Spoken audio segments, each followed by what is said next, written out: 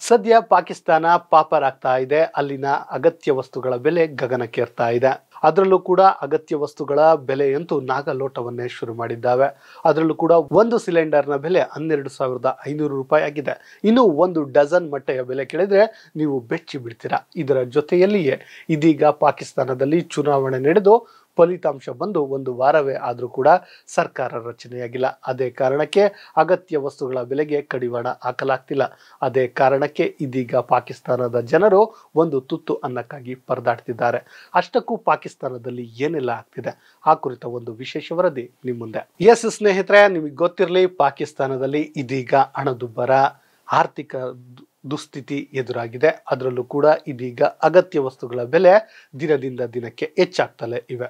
ಅದರಲ್ಲೂ ಕೂಡ ಲಾಹೋರ್ನಲ್ಲಿ ಒಂದು ಡಜನ್ ಮೊಟ್ಟೆಯ ಬೆಲೆ 307 ರೂಪಾಯಿ ಆಗಿದೆ. ಎಷ್ಟೋ 307 ರೂಗಳು ಆಗಿದ್ದು ಜನರು ಮೊಟ್ಟೆಗಳನ್ನು ಕೊಳ್ಳಲು ಇಂದು ಮುಂದೆ ನೋಡ್ತಿದ್ದಾರೆ. ಇನ್ನು ಮತ್ತೊಂದೆಡೆ ಅಡುಗೆ ಮಾಡಲು ಬೇಕಿರುವಂತಹ ಸಿಲಿಂಡರ್ ಬೆಲೆ 12,500 ರೂಪಾಯಿ ಆಗಿದೆ. ಅದೇ ಕಾರಣಕ್ಕೆ ಇದೀಗ ಎಲ್ಲರೂ ಸೌದೆಗಳ ಮೊರೆ ಹೋಗಿ ಒಲೆ ಒತ್ತಿಸುವಂತಹ ಕೆಲಸವನ್ನ ಮಾಡ್ತಿದ್ದಾರೆ. ಆದರೆ ಸಿಟಿಗಳಲ್ಲಿ ಇದರ ಅವಶ್ಯಕತೆ ಸಿಗೋದಿಲ್ಲ ಮತ್ತು ಅನಿವಾರ್ಯ ಕಾರಣಗಳಿಂದ ಸಿಲಿಂಡರ್ಗಳನ್ನು ತೆಗೆದುಕೊಳ್ಳುವಂತಹ ಕೆಲಸವನ್ನ ಮಾಡ್ತಿದ್ದಾರೆ. ಇಂತಹ ಒಂದು ದುಸ್ಥಿತಿಗೆ ಏನು ಕಾರಣ ಅಂತ ನೋಡೋದಾದ್ರೆ ಪಾಕಿಸ್ತಾನವೇ ಮಾಡಿಕೊಂಡಂತಹ ಒಂದು ದುರಂತ ಅಂತ ಹೇಳ್ಬಹುದು. ಹೌದು ಸ್ನೇಹಿತರೆ, ಪಾಕಿಸ್ತಾನದಲ್ಲಿ ಇದೀಗ ಭಯೋತ್ಪಾದನೆ, ಭ್ರಷ್ಟಾಚಾರ ಇಂತಹ ವಿಚಾರಗಳಿಂದ ಒಂದು ರೀತಿಯ ಸ್ಟೇಬಲ್ ಗೌರ್ನಮೆಂಟನ್ನು ತರಕ್ಕಾಗಲಿಲ್ಲ. ಅದಷ್ಟೇ ಅಲ್ಲದೆ ಒಂದು ರೀತಿ ಆರ್ಥಿಕತೆಯನ್ನು ಬಿಲ್ಡ್ ಮಾಡೋಕ್ಕಾಗಲಿಲ್ಲ. ಅದೇ ಕಾರಣಕ್ಕೆ ಇಂತಹ ಪರಿಸ್ಥಿತಿ ಈಗ ಎದುರಾಗಿದೆ.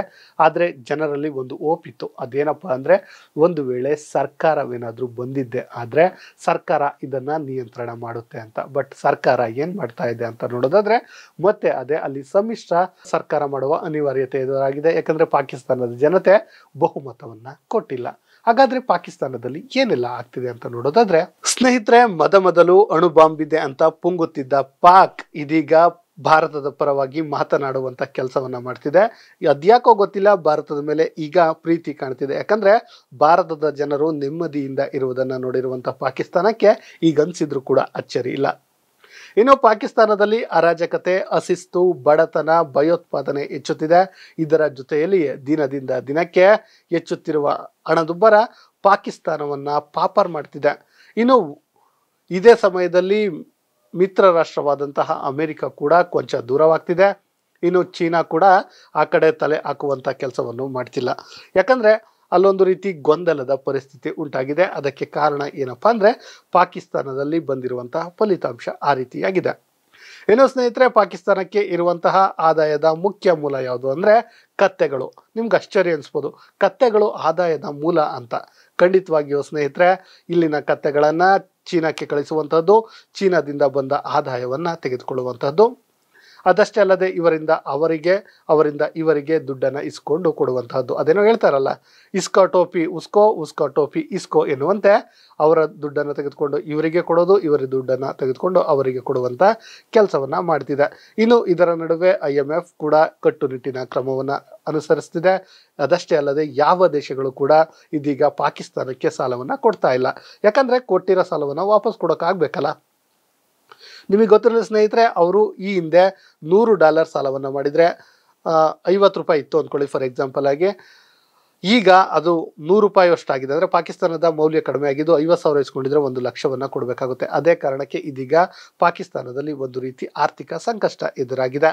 ಇನ್ನು ಸ್ನೇಹಿತರೆ, ಇದರ ನಡುವೆ ಇದೀಗ ಏನು ಅಗತ್ಯ ವಸ್ತುಗಳ ಬೆಲೆ ಒಂದು ರೀತಿ ಗಗನಕ್ಕೇರ್ತಾ ಇದ್ದು ಅಲ್ಲಿನ ಜನರಂತೂ ಪಾಕಿಸ್ತಾನದ ಏನು ವ್ಯವಸ್ಥೆ ಇದೆ ಅದರ ವಿರುದ್ಧ ರೊಚ್ಚಿಗೇಳ್ತಾ ಇದ್ದಾರೆ. ಸೋಷಿಯಲ್ ಮೀಡಿಯಾಗಳಲ್ಲಿ ಪಾಕಿಸ್ತಾನಿಯರೇ ಪಾಕಿಸ್ತಾನದ ವಿರುದ್ಧ ಮಾತನಾಡುವಂತಹ ಪರಿಸ್ಥಿತಿಗೆ ಬಂದಿದೆ.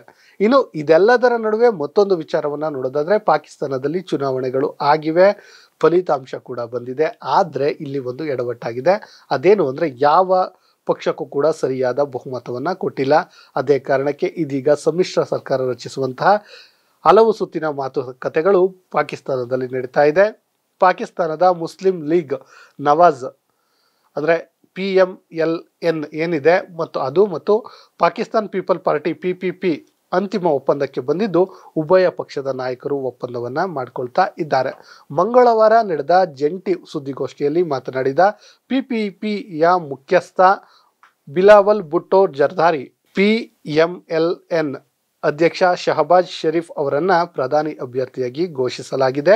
PPPಯ ಆಸಿಫ್ ಜರ್ದಾರಿ ಅವರು ರಾಷ್ಟ್ರಪತಿ ಸ್ಥಾನಕ್ಕೆ ಆಯ್ಕೆ ಮಾಡಲಾಗಿದೆ ಎನ್ನುವಂತಹ ಮಾತನ್ನ ಹೇಳಿದ್ದಾರೆ. ಆದರೆ ಗೊತ್ತಿರೋ ಸ್ನೇಹಿತರೆ, ಮಾಜಿ ಪ್ರಧಾನಿ ಇಮ್ರಾನ್ ಖಾನ್ ಕ್ರಿಕೆಟರ್ ಏನಾಗಿದ್ರು, ಅವರ ಪಕ್ಷ ಏನಿದೆ PTI, ಅದು ಆಕ್ಚುಲಿ ಹೆಚ್ಚು ಸೀಟ್ಗಳನ್ನು ಗೆದ್ದಿರುವಂತಹದ್ದು. ಅಂದರೆ 75 ಸ್ಥಾನಗಳನ್ನು ಗೆದ್ದಿದ್ರೆ ಈ PPP 93 ಸ್ಥಾನಗಳನ್ನು ಗೆದ್ದಿತ್ತು. ಇನ್ನು PMLN ಏನಿದೆ ಅದು 75 ಸ್ಥಾನಗಳನ್ನು ಗೆದ್ದಿದ್ರೆ PPP 54 ಸ್ಥಾನಗಳನ್ನು ಪಡೆದಿತ್ತು.